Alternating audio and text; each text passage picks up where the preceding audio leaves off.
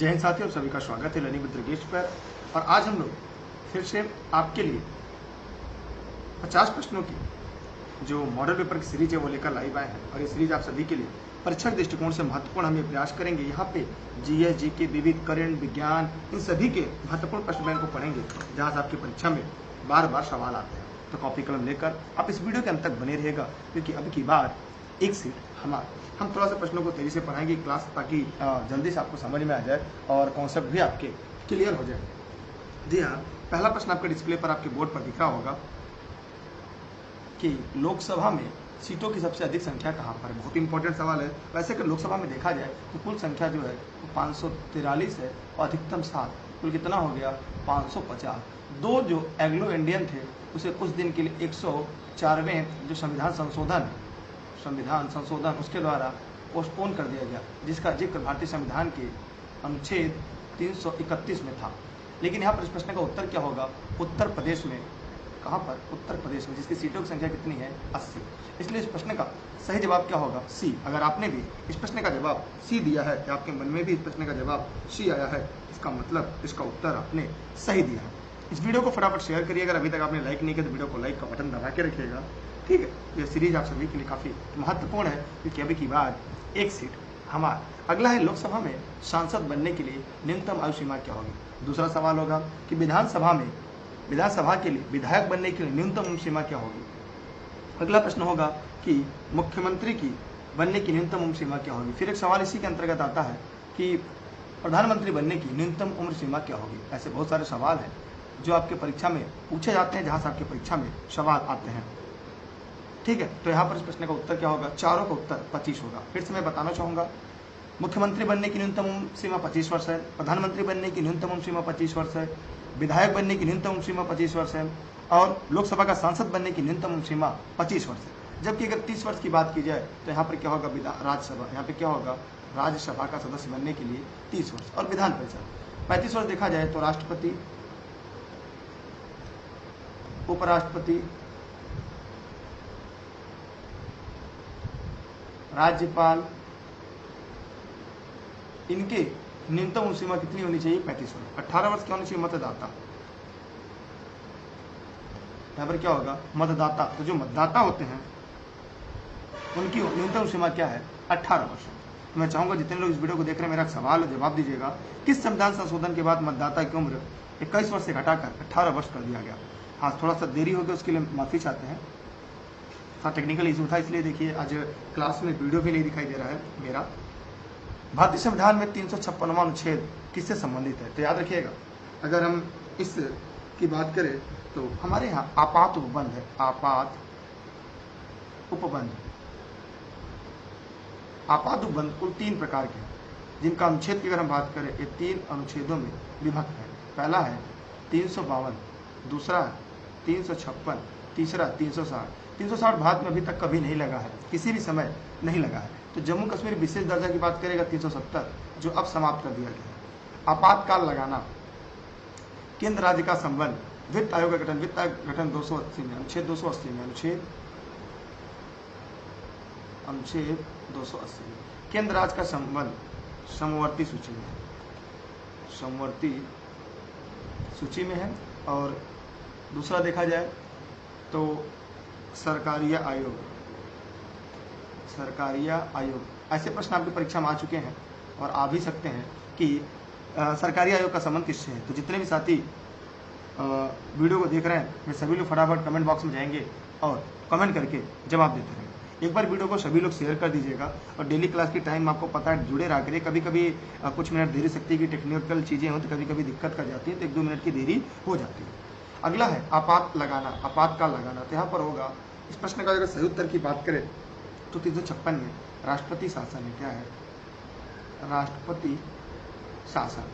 और जो राष्ट्रपति शासन होता है, ये इसके बारे में भी जान लीजिएगा। राष्ट्रपति शासन के बारे में जितने लोग इस वीडियो को देख रहे हैं, जो राष्ट्रपति शासन है, ये 356 का प्रयोग इस राज्य की जब संवैधानिक तंत्र विफल होता है तो राष्ट्रपति राज्यपाल के माध्यम से वहाँ पे शासन करता है, जिसका जिक्र भारतीय संविधान के अनुच्छेद 356 के अंतर्गत किया गया है। तो मैंने सारी चीज़ों को लिखवा दिया जो शायद आपको समझ में आ रहा है। तो जितने लोग इस वीडियो को लाइव सेक्शन में देख रहे हैं इसकी स्क्रीनशॉट रख लें। और दूसरी बात मेरा ये है कि कमेंट बॉक्स में कमेंट करके बताएं, अगर समझ में आ गया तो वही कमेंट करें और नहीं समझ में आया तो यह कमेंट करें, ताकि मैं तथ्यों को फिर से और अच्छे समझाने का प्रयास करूँ क्या क्या चीज़ें आपको समझ में आई हैं। तो जितने भी साथी लोग देख रहे हैं वीडियो, चाहे लाइव देख रहे हैं चाहे वीडियो को खत्म होने के बाद देख रहे हैं, जरूर जवाब दीजिएगा। निःशुल्क क्लास आप सभी के लिए देश हित में, राष्ट्र हित में महत्वपूर्ण है। ठीक है, चलते हैं हम इसी के साथ एक और अगले प्रश्न की तरफ। अगला प्रश्न आपके डिस्प्ले पर है, शायद आपको दिख रहा होगा। कह रहा है कि निम्नलिखित में से भारत के किस राज्य में कपास उगाई जाती है। तो यहाँ पर यह होना चाहिए था कि कपास सबसे ज़्यादा भारत के किस राज्य में होता है। जी हाँ, किस राज्य में सबसे ज़्यादा होता है, राज्य में सबसे ज़्यादा होता है,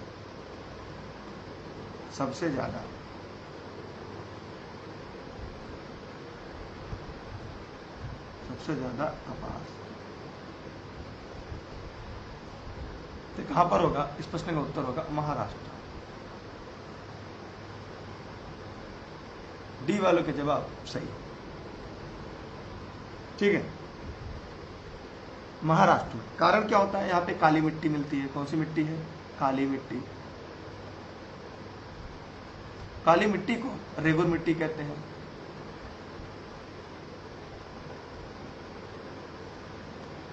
इसे ही हम कपासी मिट्टी भी कहते हैं। ठीक है, और किससे बनी है। 352 360 के बारे में बताइए। 360 वित्तीय आपात है जो कभी नहीं लगा है। 352 जो है राष्ट्रीय आपात होता है जो बाह्य युद्ध या बाह्य आक्रमण के समय लगाया जाता है। संपूर्ण भारत में, भारत के किसी भी स्थान विशेष में भी इसे लगाया जा सकता है। अनुच्छेद 352 की दशा में कभी भी अनुच्छेद 20 और 21 सस्पेंड नहीं किया जा सकता, जिसे 78वें संविधान संशोधन के तहत 74वें संविधान संशोधन के तहत 1978 में रद्द कर दिया गया। यानी पहले क्या था, सारे मूल अधिकार सस्पेंड कर दिए जाते थे। माउंट एवरेस्ट स्थित है तो भारत में, तिब्बत में, नेपाल में, भूटान। माउंट एवरेस्ट कहाँ पर, वैसे हिमालय की सबसे ऊंची चोटी है। पहला इसका उत्तर क्या हो जाएगा, हिमालय। अगर आपने भी इस प्रश्न का सही जवाब दिया होगा तो आपके मन में आ गया होगा इस प्रश्न का सही उत्तर क्या होगा, पहले तो हिमालय होगा। ठीक है, पहले क्या होगा, हिमालय होगा। ठीक, अब जरा बताइए हिमालय में किस जगह है, कमेंट सेक्शन में जाइए, कमेंट करके बताइए। जितने भी साथी इस वीडियो को देख रहे हैं, क्योंकि अभी की बार एक सीट हमारा। सभी लोग जवाब जरूर दीजिएगा जितने लोग इस वीडियो को देख रहे हैं। जी हाँ, नेपाल में। नेपाल में हिमालय को सागर माथा कहते हैं।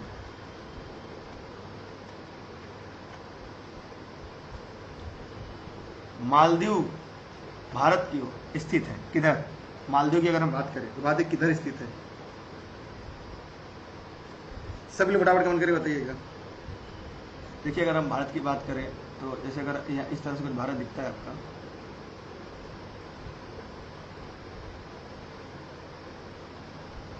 ठीक, भारत, मालदीव कुछ यहाँ पर है, यहीं पर है मालदीव। तो अगर डिवाइड किया जाए तो किस दिशा की तरफ है ये, यहाँ हो जाएगा दक्षिण पश्चिम। मतलब ध्यान से देखें, इस प्रश्न का उत्तर क्या होगा, ए। अगर यही है ना, ये हो गया, यही है, तो आपका हो जाएगा दक्षिण पश्चिम। मतलब इस प्रश्न का उत्तर क्या होगा, दक्षिण पश्चिम। ठीक है, आप जरा बताइए, सभी लोग कमेंट करिए, क्या आप लोग को समझ में आ रहा है। सभी लोग फटाफट कमेंट करिए जितने इस वीडियो को लाइव सेशन में देख रहे हैं। एक बार कमेंट बॉक्स में देखिए, कमेंट करके बताइए क्या आप लोगों ने वीडियो को शेयर किया है। जितने इस वीडियो को देख रहे हैं जरा बताइए क्या आपने इस वीडियो को शेयर किया है। हम बढ़ते अगले प्रश्न की तरफ जो आपके डिस्प्ले पे दिखाई दे रहा होगा।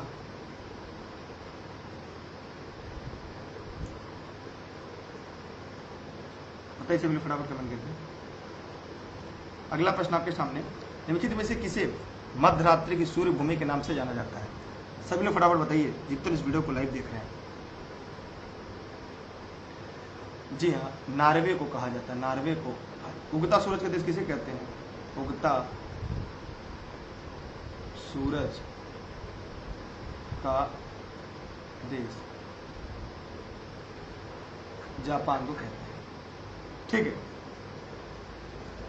समझ में आया। आगे बढ़ते अगले प्रश्न की तरफ। कीवी आमतौर पर पाए जाते हैं न्यूजीलैंड, दक्षिण अफ्रीका में, अर्जेंटीना में, कहाँ कहाँ पाए जाते हैं, जरा कमेंट करिएगा और जवाब दीजिएगा। कीवी कहाँ पाए जाते हैं। अगर बात करें, देखिए एक ऐसे महाद्वीप है आपका जिसे हम ऑस्ट्रेलिया के नाम से जानते हैं। कौन सी महाद्वीप है? ऑस्ट्रेलिया है। उसी के सामने अगर इसे देखेंगे तो न्यूजीलैंड है। तो यहीं पर कीवी मिलते हैं, यहीं पर क्या है आपकी कीवी, इसलिए इस प्रश्न का उत्तर क्या होगा? न्यूजीलैंड। मतलब इस प्रश्न का सही जवाब क्या होगा? ए। अगर आपने भी इस प्रश्न का उत्तर ए दिया है, इस प्रश्न का जवाब पूरी तरह से सही होगा। जल्दी से कमेंट करके बताइएगा कि न्यूजीलैंड की राजधानी क्या है। जितने भी लोग इस वीडियो को लाइव सेशन में देख रहे हैं, वो एक बार कमेंट करके बताएंगे कि न्यूजीलैंड की राजधानी क्या है। सभी सारे जवाब जरूर देंगे। भारत का दक्षिण में अंतिम बिंदु क्या है? भारत के दक्षिण में अंतिम बिंदु क्या है? उसे हम इंदिरा पॉइंट कहते हैं, जो 6 डिग्री 4 मिनट नॉर्थ में है। 6 डिग्री 4 मिनट नॉर्थ में है।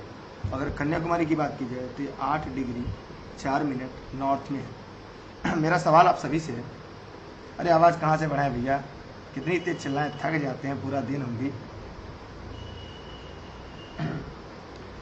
सबको आवाज़ नहीं सुनाई दे रही? जितने लोग इस वीडियो को लाइव देख रहे हैं, जरा कमेंट बॉक्स में कमेंट करके बताएं। मेरा सवाल आप सभी से, फिर से मेरा जवाब जरूर दीजिएगा कि इंदिरा पॉइंट का पुराना नाम क्या है? इंदिरा पॉइंट का पुराना नाम क्या है? जितने भी साथी इस वीडियो को देख रहे हैं, कमेंट बॉक्स में जाइएगा और कमेंट करके जवाब जरूर दीजिएगा, क्योंकि अब की बार एक सीट हमारा। ठीक,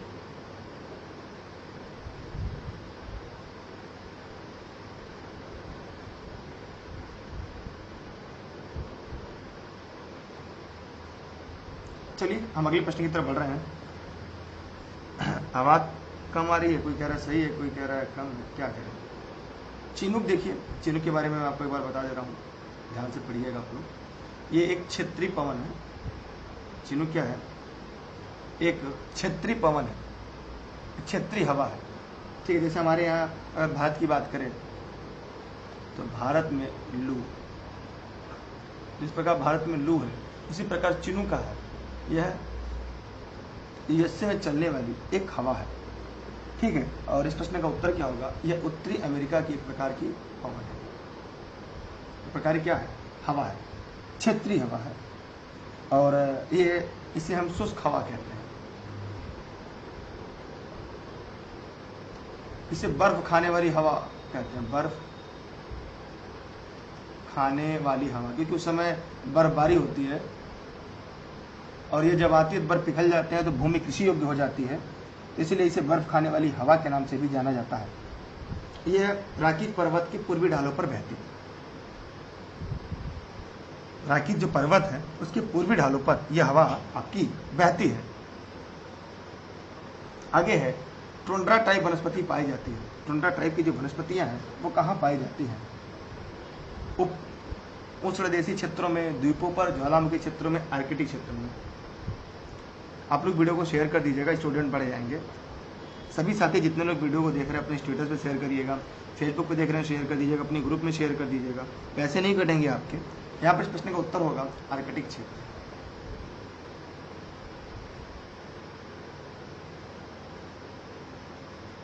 डी वालों के जवाब सही है। यहाँ पे ध्यान से देखते हैं हम लोग कि उत्तरी ध्रुव के चारों ओर यूरेशिया और अमेरिका में टुंड्रा प्रकार की वनस्पतियां मिलती है। अगर पूरे ग्लोब की बात करें तो जहाँ पे आपकी जो उत्तरी ध्रुव है, जो उत्तरी ध्रुव है, इस ध्रुव, हाँ, अगर ध्रुव के चारों ओर यूरेशिया और अमेरिका में टुंड्रा प्रकार की वनस्पतियां मिलती हैं। काई और लाइकेन, जंगली फूल वाले झाड़ियाँ यहाँ की विशेषता है। यहाँ पे अगर देखा जाए क्या क्या होंगी, काई है, लाइकेन है, जो इसकी प्रमुख विशेषताओं में से एक है। इसलिए इस प्रश्न का सही उत्तर क्या होगा? डी होगा। ये ऐसे प्रश्न हैं जो आपकी परीक्षा में बार बार पूछे जाते हैं। अगर आप लोग इस वीडियो के लास्ट तक बने रहेंगे तो एक ऐसा प्रश्न बैंक आपको मिलेगा जो आपकी परीक्षा में बार बार पूछे जाते हैं, यहाँ से बार बार प्रश्न आते हैं। तो इसीलिए आप लोग अंत तक बने रहिएगा और डेली टाइम से आ जाया करिए क्लास में। अगला सवाल आपके सामने है, फिर से आपको दिख रहा होगा। दुनिया का सबसे ऊंचा झरना क्या है? सभी लोग फटाफट कमेंट करके बताइएगा, दुनिया का सबसे ऊंचा झरना क्या है? जी हाँ, एकदम सही आप लोगों ने जवाब दिया है। दुनिया का सबसे ऊंचा अगर झरना पूछा जाए, एंजिल जलप्रपात है। अगला सवाल है, पृथ्वी पर सबसे गहरा स्थान है? बैकल झील, मृत सागर, प्रशांत की गहराई, मैरियाना ट्रेंच। बताइए सभी लोग फटाफट कमेंट करके। देखिए ये प्रशांत महासागर में है,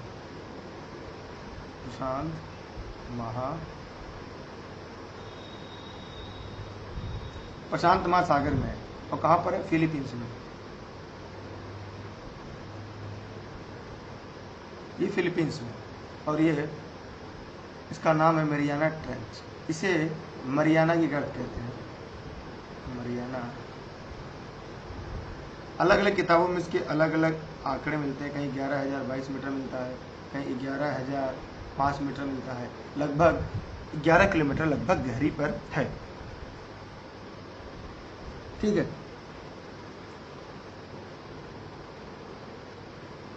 हम अगले प्रश्न की तरफ बढ़ रहे हैं। रोहतांग के पास स्थित है, सिक्किम में, जम्मू कश्मीर में, उत्तरांचल में, हिमाचल प्रदेश में। सभी लोग बताइए फटाफट कमेंट करके। पास का मतलब क्या होता है? यहाँ पे दर्रा, याद रखिएगा। रोहतांग, यहाँ पे दर्रा की बात कर रहा है कि रोहतांग दर्रा कहाँ पर है, तो रोहतांग दर्रा हिमाचल प्रदेश में। अगर आपने भी इस प्रश्न का उत्तर डी बताया है, इसका मतलब आपके जवाब पूरी तरह से सही है, क्योंकि अब की बार एक सीट हाँ। ठीक, किसी के मन में कोई डाउट हो, कोई प्रश्न हो, कोई सवाल हो तो जरूर पूछ सकता है। हम बढ़ रहे हैं अगले प्रश्न की तरफ आपके साथ मिलकर। कोई सवाल तो नहीं है ना किसी के मन में? अगर हो तो जरूर से पूछ लेगा। अगला है, सविनय अवज्ञा आंदोलन वर्ष में हुआ था कब? 1919, 1930, 1942, 1945। तो जितने भी साथी वीडियो को देख रहे हैं वे सभी साथी जवाब जरूर देंगे कि सविनय अवज्ञा आंदोलन वर्ष में हुआ था कब? 1919 में, 1930 में, 1942 में, 1945 में। देखिए इस प्रश्न का सही उत्तर क्या होगा? सविनय अवज्ञा आंदोलन जो था वो 1930 में। बी वालों के सही जवाब थे। कांग्रेस की कार्यकारिणी की दूसरी बैठक में महात्मा गांधी सविनय अवज्ञा आंदोलन का बागडोर सौंप दिया गया था, इसलिए इस प्रश्न का सही उत्तर क्या होगा? कौन सा 1857 विद्रोह का नेता नहीं था? ये बहुत इंपॉर्टेंट है। मैं चाहूंगा जितने भी लोग इस वीडियो को देख रहे हैं एक कमेंट करके बताएं। बेगम हजरत महल, नाना साहेब, तात्या टोपे, बिरसा मुंडा नहीं थे। बिरसा मुंडा का संबंध झारखंड से है। झारखंड से किससे है? कमेंट करके जरूर बताइएगा। नाना साहब कहाँ का नेतृत्व कर रहे थे? तात्या टोपे कहाँ का नेतृत्व कर रहे थे? बेगम हजरत महल कहाँ के नेतृत्व कर रही थी? इसका भी जवाब आप कमेंट बॉक्स में कमेंट करके जरूर दीजिएगा। हम बढ़ रहे हैं आज के अगले प्रश्न की तरफ। अगला प्रश्न है, कोलकाता शहर की स्थापना किसने किया था? वारेन हेस्टिंग, लॉर्ड कॉर्नवालिस, जाप चारनाथ द्वारा, सफदरजंग द्वारा। सभी लोग फटाफट कमेंट करेंगे। यहाँ पे बहुत इंपॉर्टेंट है, जाप चारनाथ के द्वारा। इंपॉर्टेंट है, मैं चाहूँगा इसका स्क्रीनशॉट रख लीजिएगा। बहुत ही यूनिक प्रश्न है जब आपकी परीक्षा में पूछा जाता है, तो ज़्यादातर लोगों को मैंने देखा है यहाँ से गलतियाँ करते हुए। शेरशाह सूरी का मकबरा कहाँ पर स्थित है? मुगल सराय, रोहतास, सासाराम, पटना। तो यहाँ पर इस प्रश्न का सही उत्तर क्या होगा? सासाराम। सी वालों का जवाब सही है। अगला है, मौर्य वंश के संस्थापक कौन थे? अशोक, बिंदुसार, बिंबिसार, चंद्रगुप्त मौर्य। जितने भी साथी वीडियो को देख रहे हैं इसका जवाब जरूर दीजिएगा। ये मान के बैठिएगा परीक्षा हॉल के अंदर है। देखिए ऑनलाइन क्लास नोट्स के लिए आप इन नंबरों पर व्हाट्सएप करके जानकारी ले सकते हैं, जो ई लर्निंग पे दुर्गेश के ऑफिस का नंबर है। मेरे द्वारा सभी क्लास आपको निःशुल्क देशित में राष्ट्रीय में उपलब्ध कराई जा रही है। जब भी मेरे पास समय मिलता मैं चाहता हूँ आपके लिए कुछ बड़ा बेहतर करूँ। यहाँ पर इस प्रश्न का उत्तर क्या होगा? छूट गया क्या? अच्छा यहाँ पे क्वेश्चन छूट गए थे। दीन इलाही धर्म के संस्थापक थे। दीन इलाही धर्म के संस्थापक कौन थे? दीन इलाही धर्म के संस्थापक कौन थे? अकबर। पहला कौन सा हिंदू बादशाह था जिसने दीन इलाही धर्म को स्वीकार किया? दीन इलाही धर्म की स्थापना कब हुई थी? ये दोनों सवाल के जवाब अगर आपने वीडियो को यहाँ तक देखें कमेंट बॉक्स में जरूर दीजिएगा। तैमूर लंग और चंगेज खान दोनों का वंशज कौन था? नादिर शाह, अहमद शाह अब्दाली, मोहम्मद बिन तुगलक या बाबर? यहाँ पे देखा जाए पिता पक्ष की तरफ से अगर देखा जाए तो तैमूर लंग। तैमूर लंग, ठीक है। अगर माता पक्ष की तरफ देखा जाए, देखिए ये माता पक्ष है, तैमूर पिता पक्ष है। ठीक, यहां से इंपॉर्टेंट है, मैं चाहूंगा ये सारी चीजें आप याद रखें। सर्वप्रथम किसने आगरा को अपनी राजधानी बनाया था? आगरा नहर किसने बसाया था? तो स्थापना आगरा नगर की। आगरा नगर की स्थापना किसने की थी? सिकंदर लोदी। लेकिन सबसे पहले उसकी राजधानी किसने बनाया था?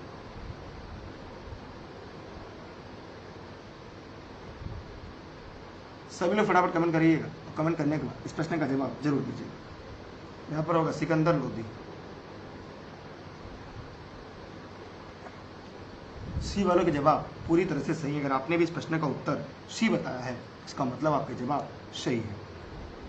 हम बढ़ते हैं आपके साथ इसके एक और अगले प्रश्न की तरफ, क्योंकि अब की बार एक सेकंड हमारा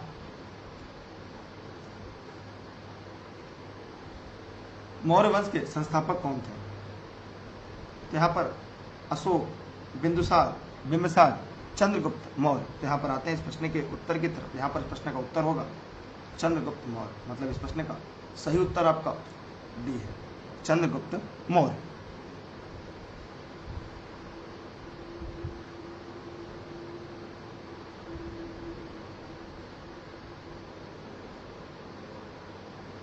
अगला सवाल आपके सामने है, कौन सा मंदिर सूर्य भगवान को समर्पित है? कोणार्क मंदिर, तिरुपति मंदिर, अजंता का एलोरा मंदिर, पुष्कर मंदिर। तो यहां पर इस प्रश्न का उत्तर होगा जिस मंदिर का निर्माण किसने किया था?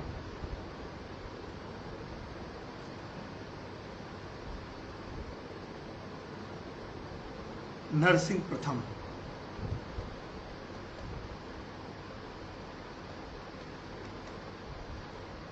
कोणार्क का सूर्य मंदिर, कोणार्क का सूर्य मंदिर। ठीक है, कोणार्क का सूर्य मंदिर। अगला है, क्या वेदांत के नाम से भी जाना जाता है? पुराण, स्मृति ग्रंथ, उपनिषद, रामायण और महाभारत, किसी इसमें से वेदांत के नाम से जाना जाता है?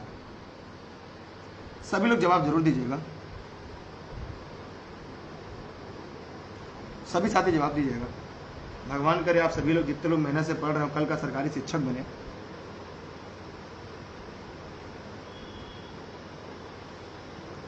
जी हाँ, यहाँ पे उपनिषद। यहाँ पे इस प्रश्न का उत्तर क्या होगा? उपनिषद। उपनिषद उत्तर वैदिक काल की रचना है। यह आर्यों के पूर्व एवं भारतीय दर्शन के प्रमुख स्रोत है। वैदिक साहित्य में देखा जाए अंतिम भाग होने की वजह से इन्हें वेदांत कहा जाता है। क्या कहा जाता है इन्हें? वेदांत कहा जाता है। निम्नलिखित में से किस सिंधु घाटी सभ्यता स्थल पर बंदरगाह के प्रमाण मिलते हैं? लोथल, कालीबंगन, हड़प्पा, मोहनजोदड़ो। बताइए सभी लोग फटाफट कमेंट करके। जी हाँ, इस प्रश्न का उत्तर होगा लोथल। इसका सही जवाब होगा लोथल। गुजरात के सरागवाला ग्राम के दक्षिण में भोगांव नदी के तट पर स्थित है। लोथल की सर्वप्रथम खोज डॉक्टर SR राव ने 1957 में की थी। लोथल की सबसे प्रमुख उपलब्धि जहाजों की गोदी थी। कालीबंगन किस लिए प्रसिद्ध था? कमेंट करके बताइएगा। मोहनजोदड़ो किस लिए विख्यात था? कौन सा माउंट एवरेस्ट पर कभी नहीं चढ़ा है? Sir Edmund Hillary, Charles Lindbergh, Tenzing Norgay, Bachendri पाल।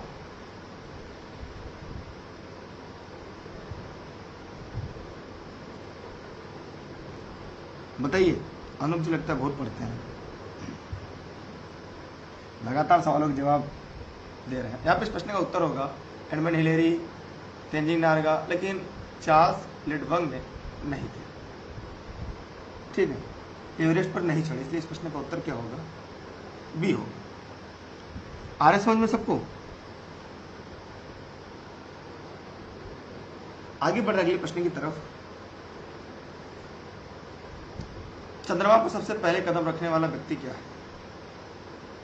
ये पहला व्यक्ति,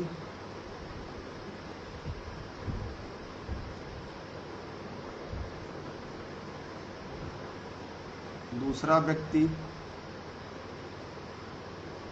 पहला अंतरिक्ष यात्री, पहला अंतरिक्ष यात्री। इसलिए इस प्रश्न का उत्तर क्या होगा? बी। देखिए, अपोलो 11 से नील आर्मस्ट्रांग चंद्रमा की धरती पर पहुंचे थे कब? 1969 में, कहीं 19 से 21 जुलाई। ठीक है, 1969 को चंद्रमा की धरती पर नील आर्मस्ट्रांग और एडविन एल्ड्रिन दो लोग गए थे। पहले नील आर्मस्ट्रांग उतरे थे, फिर एडविन एल्ड्रिन। यूरी गागरिन पहले अंतरिक्ष यात्री थे।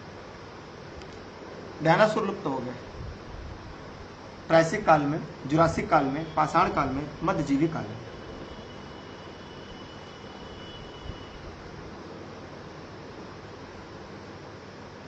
मध्यजीवी काल, मतलब इस प्रश्न का उत्तर क्या होगा? डी, मध्यजीवी काल में। अगला है, निम्नलिखित में से किस शहर के ऊपर द्वितीय विश्व युद्ध के दौरान परमाणु बम गिराए गए? टोक्यो, ओसाका, तो नागासाकी। तो यहाँ जानते हैं हम हिरोशिमा,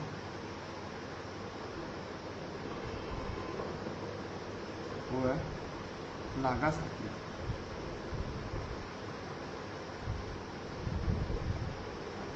जापान। ठीक है, इसलिए इस प्रश्न का जो सही उत्तर होगा, एक एक करके हम बढ़ते जा रहे हैं और उम्मीद कर रहा हूँ आज का जो प्रश्न बैंक होगा आप लोगों को आ भी रहा होगा, समझ में भी आ रहा होगा। अमेरिका ने गिराया था। कितने ऐसे साथी जिनको गलत प्रश्न के जवाब समझ में आ रहे हैं, उत्तर समझ में आता जा रहा है, या तो फिर भी किसी के मन में कोई प्रश्न हो, कोई डाउट हो, तो एक बार के हमसे पूछ जरूर लेगा, क्योंकि मेरा उद्देश्य है आपका सिलेक्शन, और हम नहीं चाहते आपका सिलेक्शन किसी भी तरह से प्रभावित हो। अब कोई भी कॉन्सेप्ट, कोई भी तथ्य ऐसा हो जो ना समझ में आए,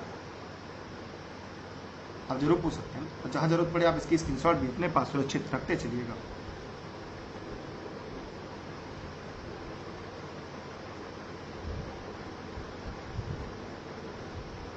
अगला प्रश्न है जो आपके सामने दिख रहा है। देखिए, टेलीग्राम पर जितने भी साथी वीडियो को देख रहे हैं वो दुर्गेश सर सर्च करेंगे और ई लर्निंग पे दुर्गेश आएगा, उसे ज्वाइन कर लेंगे, जहाँ पे सभी क्लास आपको निःशुल्क मिलती रहेगी। सूर्य के प्रमुख रूप से ऊर्जा किस प्रक्रिया से मिलती है? विखंडन, संलयन, विकिरण, विस्फोटन।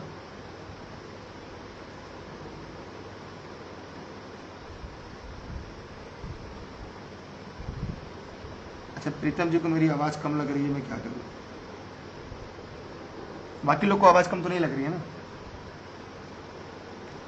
दिन भर इतना थक जाता हूँ कि यार अब आवाज ही नहीं निकल पाती। चलिए हमें ध्यान से देखते हैं। यहाँ पर क्या होगा? नाभिकीय संलयन की प्रक्रिया होती है। क्या होती है? नाभिकीय संलयन की प्रक्रिया होती है। इतना चाहे लिख लीजिएगा।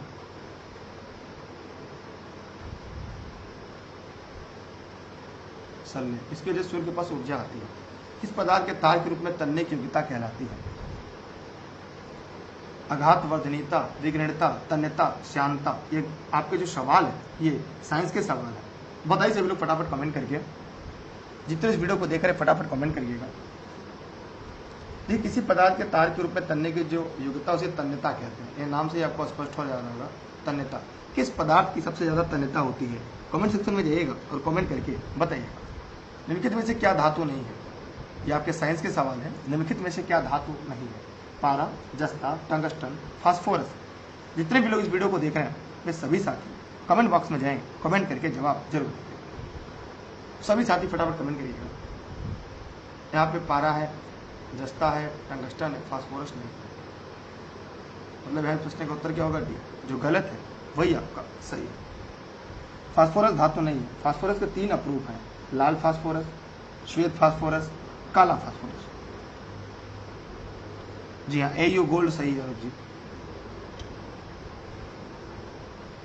चलिए, पूजा जी ने भी सही बताया है, अनूप ने भी, पूजा जी ने। चलिए अगले प्रश्न की तरफ बढ़ते हैं। अगला प्रश्न है, अच्छा जिसमें चित्र नहीं दिखाई देता, प्राय लोग सोचते हैं लाइव नहीं चलेगी कि मैं नाम लेता नहीं। कल से चलिए एकदम नाम नहीं लेंगे। H2O को आमतौर पर जाना जाता है, तो ये आपको सबको पता होगा, पानी। अच्छा, समुद्री जल का pH मान, समुद्री जल का pH मान क्या होगा? कमेंट करके जवाब दीजिएगा। गिर का राष्ट्रीय उद्यान कहाँ पर है? गिर का राष्ट्रीय उद्यान कहाँ पर है? किसके लिए है? बाघ, गैंडा, शेर, तो शेरों के लिए। कहाँ पे है? गैंडों के लिए प्रस्तुति कौन सा है? कमेंट करके जवाब दीजिएगा। अच्छा, पूरा नाम लेते हैं, पूजा गंगवार जी। चलिए, भगवान करे जल्दी जल्दी सफल हो जाइए, तब हम आपके नाम और अच्छे सबके लेंगे। हम नहीं चाहते नाम लेके टाइम खराब किया जाए।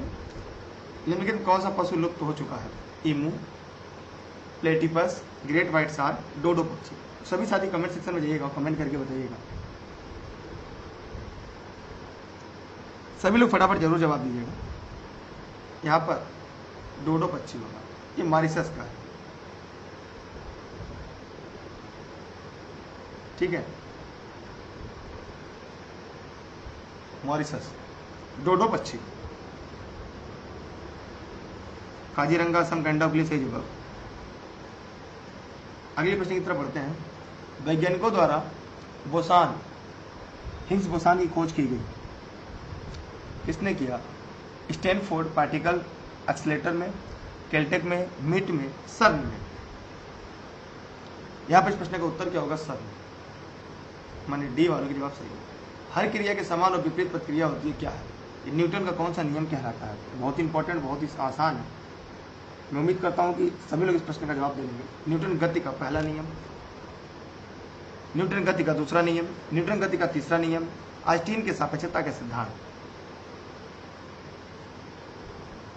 जवाब जरूर दीजिएगा जितने भी साथी वीडियो को देख रहे हैं।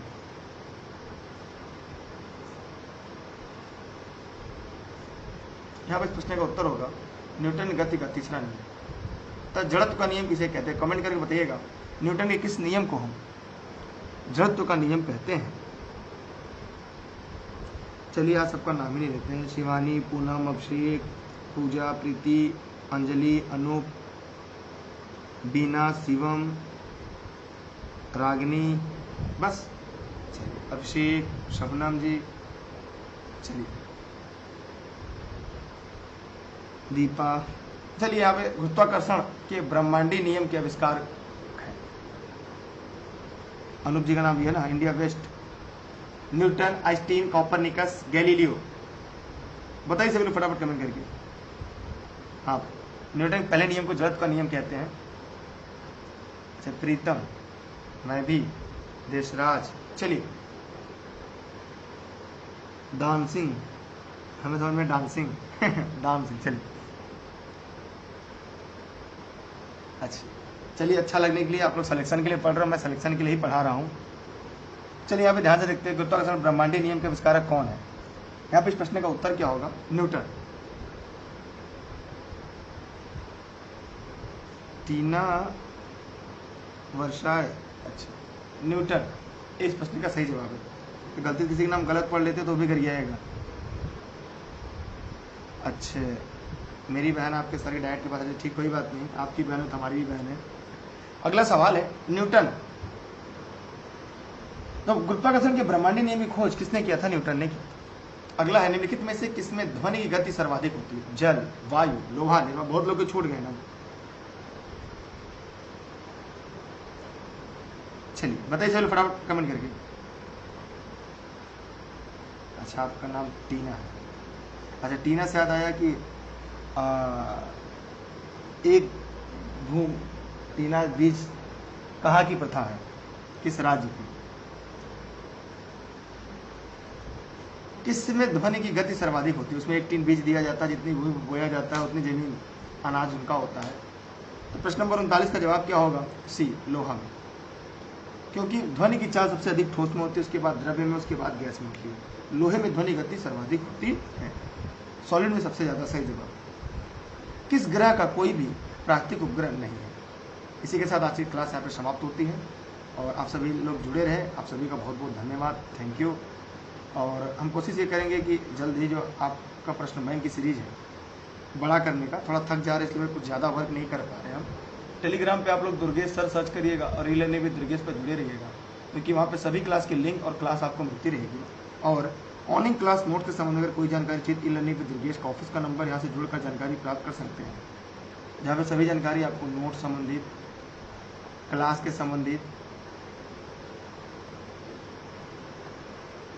सभी जानकारी आपको मिलती रहेगी। ये सभी क्लासेस आपके जौनपुर जनपद की सिराजा इन से लाइव चलती है। ठीक है, यहाँ पे इस प्रश्न का उत्तर होगा बुधवार शुक्र,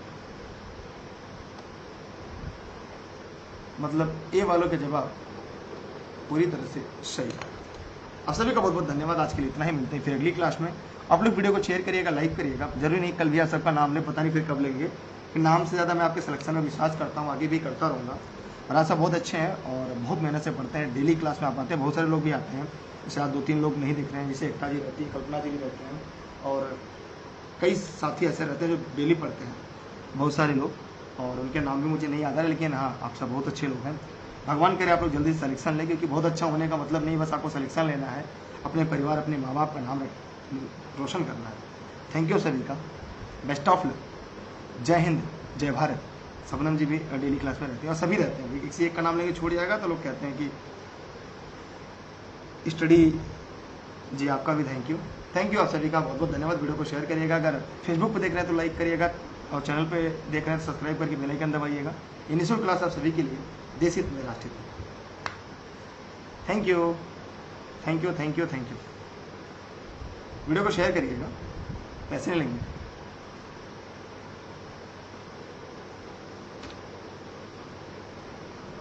थैंक यू, बाय बाय। क्या आप भी सरकारी शिक्षक बनना चाहते हैं? तो आज ही ई लर्निंग विद दुर्गेश के साथ जुड़कर अपने सपनों को साकार करिए। जी हाँ, यहाँ पे ढेर सारी किताबों का झंझट हुआ खत्म। अब आपको सभी शॉर्ट नोट्स हार्ड कॉपी घर बैठे ई लर्निंग विद दुर्गेश से मिल जाएगी। और इसके साथ आप हमारे ऑनलाइन क्लासेस ज्वाइन करके भी सारी तैयारी कर सकते हैं, क्योंकि अब की बार एक सीट हमारी। ऑनलाइन क्लासेस में practice sheets, model paper, online live और रिकॉर्डेड सेशन और PDF नोट्स भी। ई लर्निंग विद दुर्गेश का ऐप प्ले स्टोर से डाउनलोड करें और शुरू कीजिए अपनी लर्निंग जर्नी। अधिक जानकारी के लिए कॉल करें 6306344367 7355179012।